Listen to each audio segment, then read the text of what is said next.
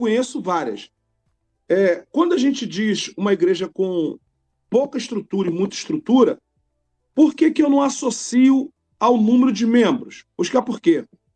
Porque quando nós saímos do Brasil e vamos para a Europa, vamos para os Estados Unidos, existem as igrejas, mega igreja na Europa, igreja com, pelo menos brasileiro, com 200 pessoas, 300 pessoas, são megas igrejas. Então eu não associo a questão de número de membro e sim a estrutura, porque uma igreja na Europa com 200 membros é uma igreja com uma receita faraônica.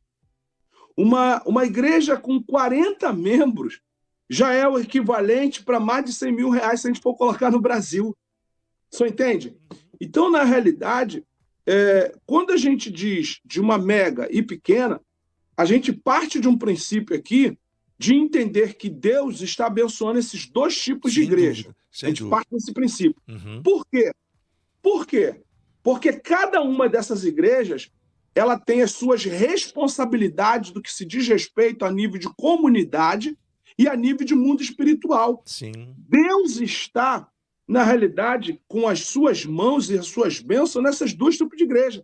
Então não precisa eu me diminuir, porque talvez eu tenha um número de membros menor. Então, pastor, o programa hoje é tão interessante que a gente vai tirar pastores de depressão hoje.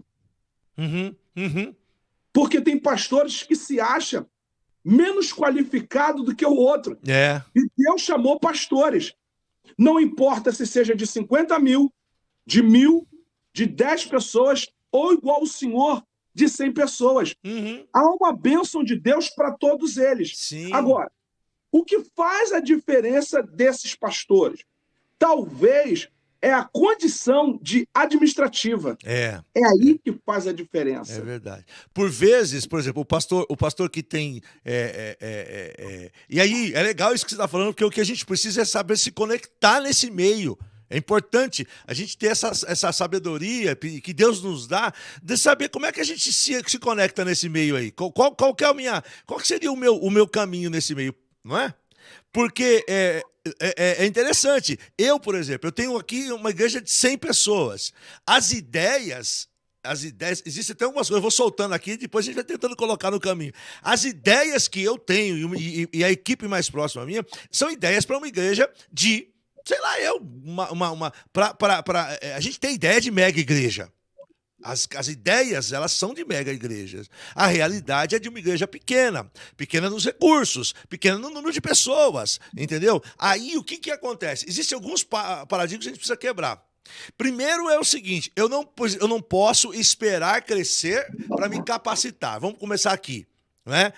Então, capacitação eu preciso ter sempre. Então, a minha esposa uma vez falava isso para mim: Marcos, você não pode esperar, porque você falou, boa dessa aí, tirar pastores da depressão mesmo, porque você fica do seguinte forma: eu sou pequenininho, não vai dar nada certo para mim. Então, a hora que Deus abençoar, a hora que Deus prosperar, e aí, quando Deus decide tirar você de 1 talento e colocar para 2, meu amigo, é assim, ó. Ele vai fazer isso porque você se preparou, porque você se conectou bem, porque você passou por um processo de aprendizagem. E aí, a gente não deve ser pego de surpresas, né, pastor Marcelo? Porque se a gente for pego de surpresa, nós vamos administrar algo maior com pensamento pequeno. Pastor, por isso que eu sempre falo que a capacitação, ela vem na frente da oportunidade. Com certeza. E quando a gente olha para essa questão de ampliação, a gente pega 1 de Crônicas, capítulo 4, versículo 10, nós vamos ver a oração de Jabés. Jabés estava numa situação onde a Bíblia vai dizer, o nome Jabés, gerado na dor. Pastor, quantos são os pastores com igreja de pequena estrutura, poucos membros, que estão passando uma escassez financeira? E às vezes, pastor, essa escassez financeira é a falta da condição do preparo. Do preparo, crescimento, porque Deus quer até dar o preparo, mas falta essa condição administrativa. Das vezes o pastor querer fazer mais daquilo que tem. E aí acaba trazendo, às vezes, certas frustrações. Então, quando nós olhamos para Jabes, como a pessoa quiser, nós vamos ver que Deus fala para ele pede a Deus para ampliar.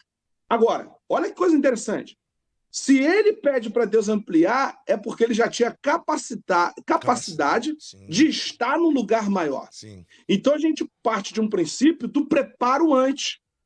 Pastor, a igreja sua tem 100 membros hoje, mas o senhor tem mais cadeiras do que 100. Com certeza. Com certeza. Então, o senhor já está esperando esse crescimento. Uhum. Porque o seu comportamento, a sua mentalidade é acima de 100. Sim. Então, o senhor tem poder de administrar maior quantidade de pessoas. E aí o senhor falou uma coisa interessante. Partindo de um princípio desse papo aqui, eu preciso, primeiro, ter consciência para que Deus me chamou e qual é o tipo de igreja que Deus me chamou. Uhum. Porque Pedro escreveu uma quantidade de livros, só que Paulo escreveu muito mais. Sim. Então, cada um de nós vamos ter o nosso ofício, a nossa responsabilidade, dependente de qual número de pessoas que nós temos na igreja. O grande lance é eu saber aonde Deus me quer para que eu seja feliz. Sem dúvida, sem dúvida. O pastor Enoque Caló está falando